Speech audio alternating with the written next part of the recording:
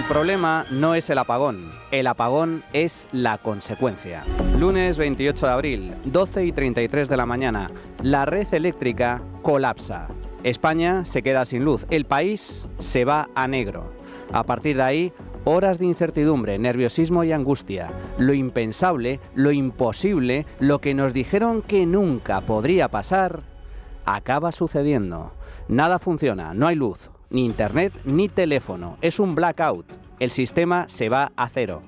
Por primera vez en la historia de España y por primera vez en la historia del mundo rico, un país entero se queda a oscuras en ausencia de guerra, accidente o catástrofe natural. Esto es algo típico de países del tercer mundo, como Cuba, Venezuela, Bolivia, Ecuador, India, Pakistán o Bangladesh. Pero ahora también España forma parte de ese selecto grupo. Comienza la pesadilla. Nada funciona. Miles de personas se quedan atrapadas en trenes, vagones de metro y ascensores. Las suspensiones y retrasos en estaciones y aeropuertos se disparan. A ver, señores, escúchame un momento. No hay luz en Francia, ni Portugal, ni España. Solo hay cobertura de móvil, de Simio y de Vodafone. Vamos a salir del tren tranquilamente. Vamos a salir por la vía 1, quiere decir delante del tren. No pasen a la vía 2. Solo delante del tren hasta Conde Casal tranquilamente, ¿de acuerdo? Venga, gracias. Decenas de miles de personas, repito, decenas de miles de personas se quedan colgadas, no tienen cómo llegar a sus destinos y muchas de ellas se ven obligadas a hacer noche donde pueden, ya sea en hoteles, pabellones o en la puñetera calle.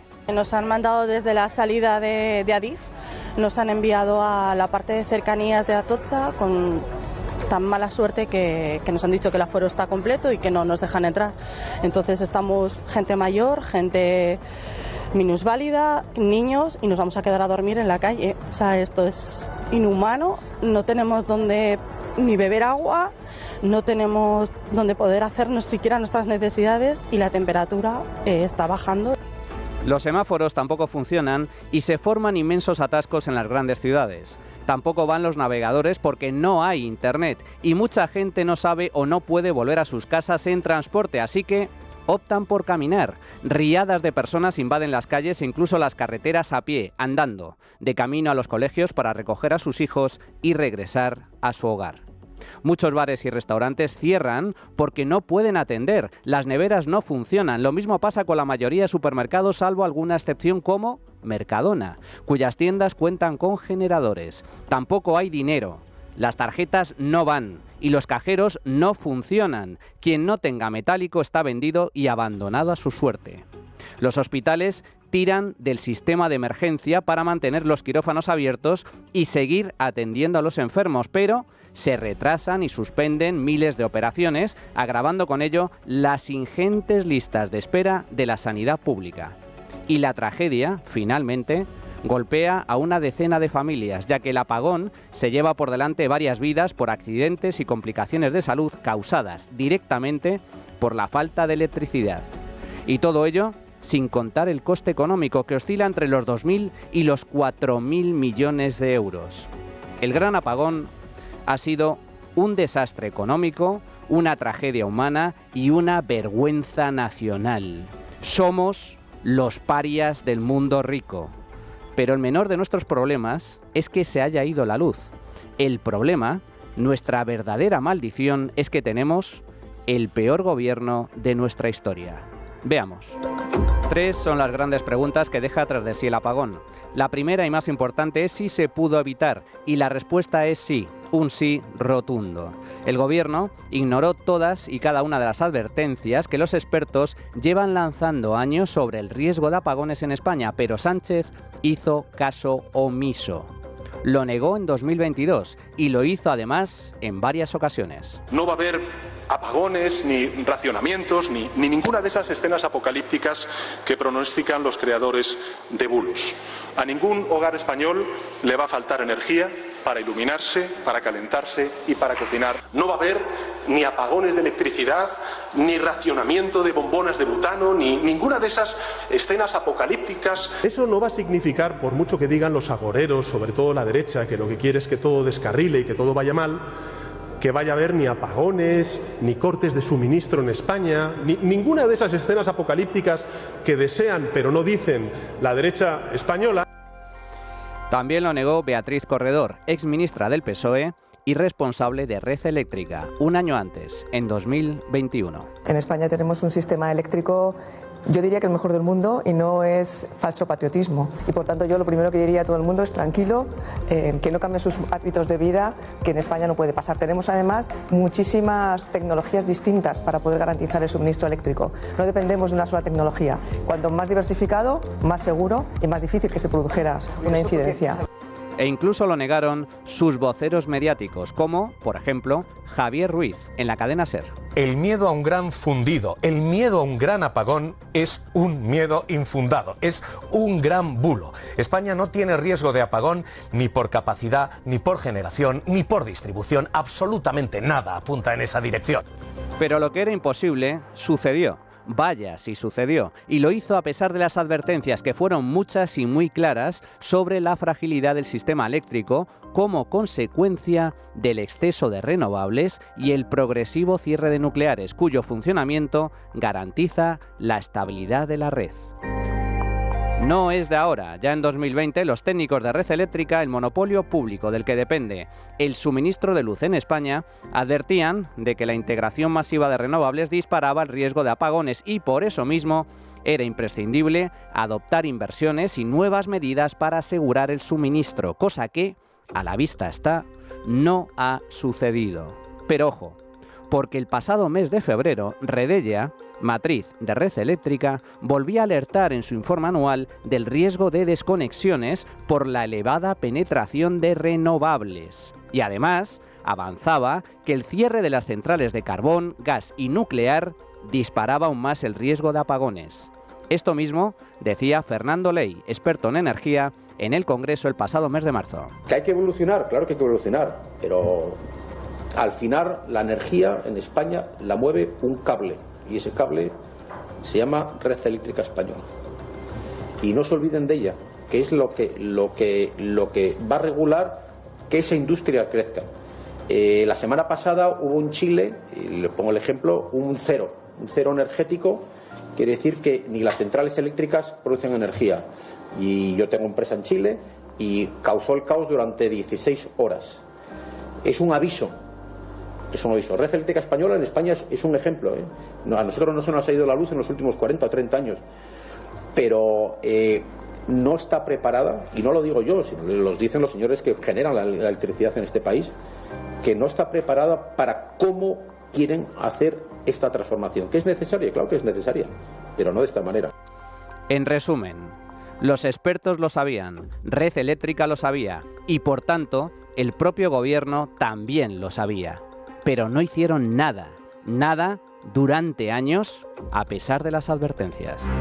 La segunda gran pregunta es ¿por qué? ¿Por qué nos quedamos sin luz? Esta es la pregunta del millón, pero lo cierto es que también sabemos la respuesta, por mucho que el gobierno pretenda ocultarla. Tan solo hay 3 posibles causas: un ciberataque, una anomalía climatológica imprevisible o un fallo sistémico. Pues bien, la cuestión es que las 2 primeras ya se han descartado. ¿Y quién las ha descartado? Pues el propio Estado. Red Eléctrica, donde el gobierno es accionista mayoritario, ya ha dicho que no hay indicio alguno de ciberataque.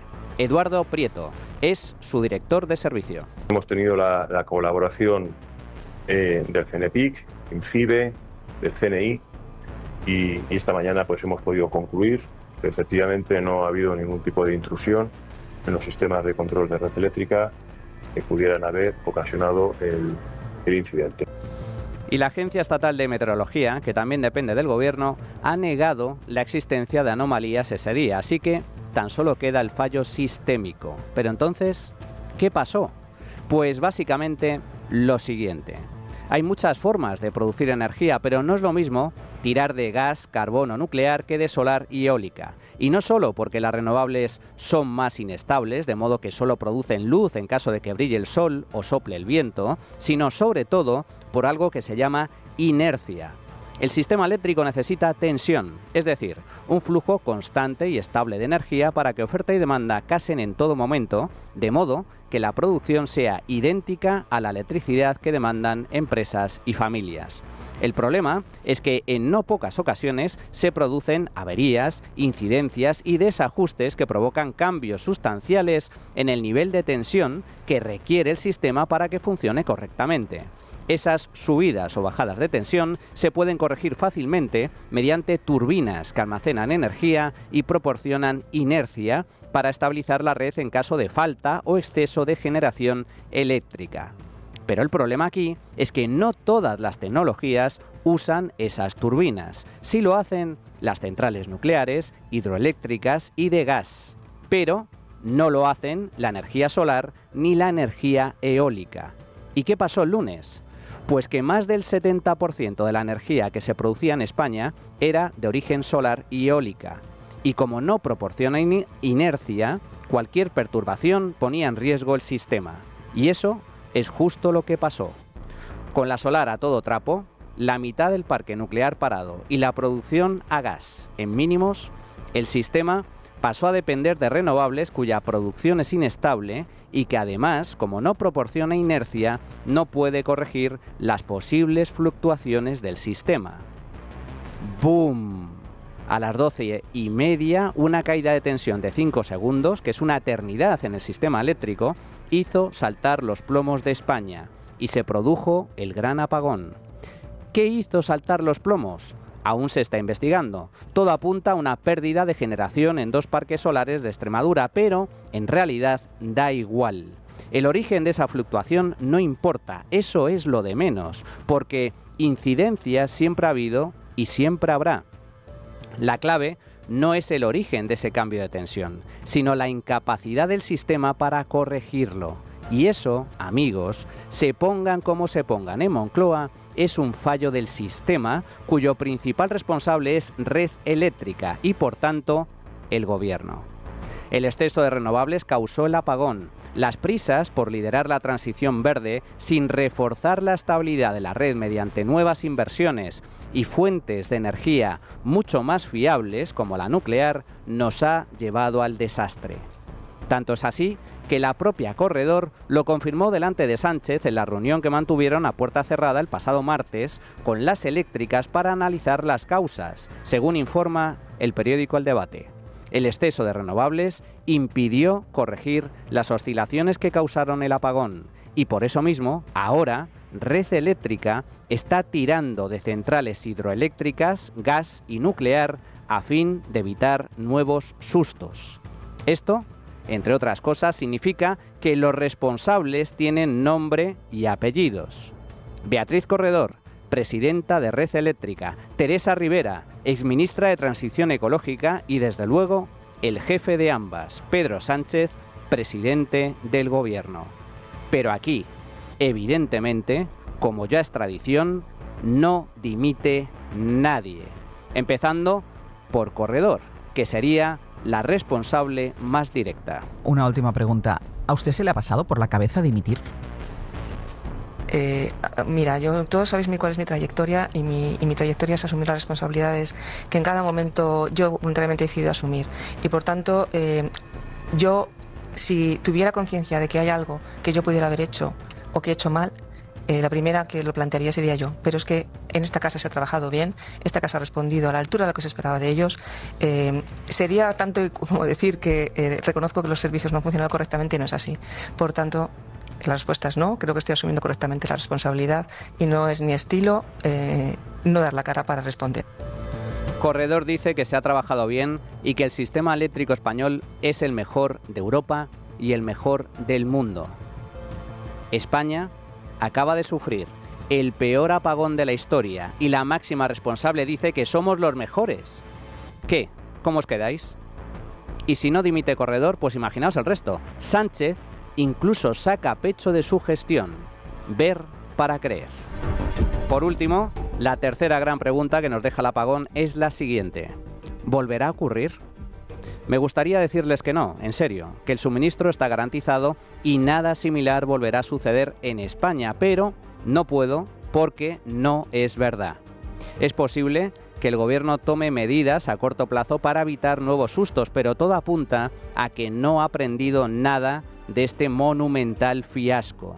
En lugar de asumir su responsabilidad, Sánchez echa balones fuera y culpa a las eléctricas que no pintan nada en la gestión del sistema. La ciudadanía lo que sí que debe tener claro es que el gobierno de España va a llegar hasta el fondo en este asunto y que se van a hacer las reformas y se van a tomar las medidas necesarias para que esto no vuelva a suceder y evidentemente vamos a exigir las responsabilidades pertinentes a todos los operadores privados.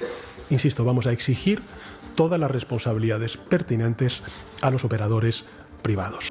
Y sus socios comunistas de Sumar exigen la nacionalización de Red Eléctrica, ignorando así que se trata de un monopolio público controlado por políticos. Yo voy a ser clara. La red eléctrica es un servicio estratégico de nuestro país. Lo es. Y los sectores estratégicos de nuestro país tienen que estar suscitados por el elemento de lo público. Lo digo siempre, hay una esfera de la administración pública que es la seguridad en sentido extenso de nuestras vidas, que son los hospitales, que es la sanidad, que son las emergencias, que son las torres de control, que son un montón de elementos, que es la red eléctrica, que debe de estar en manos públicas.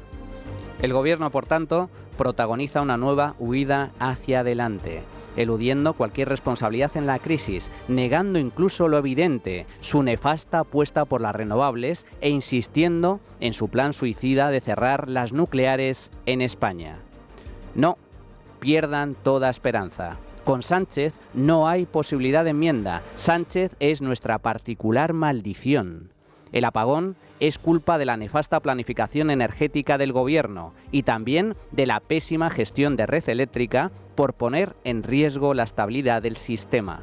Quisieron llevar al límite el peso de las renovables para demostrar que la nuclear ya no hace falta y casi se llevan por delante al país entero. De hecho, hasta hemos tenido suerte porque si se hubieran quemado los transformadores, el apagón podría haber durado varios días. No. El problema de España no ha sido el apagón ha sido la consecuencia. El verdadero problema de España es contar con un gobierno de incompetentes, sectarios y tuercebotas, cuyo presidente es un ególatra, un inmoral y un miserable. La trinchera de llamas. Es Radio.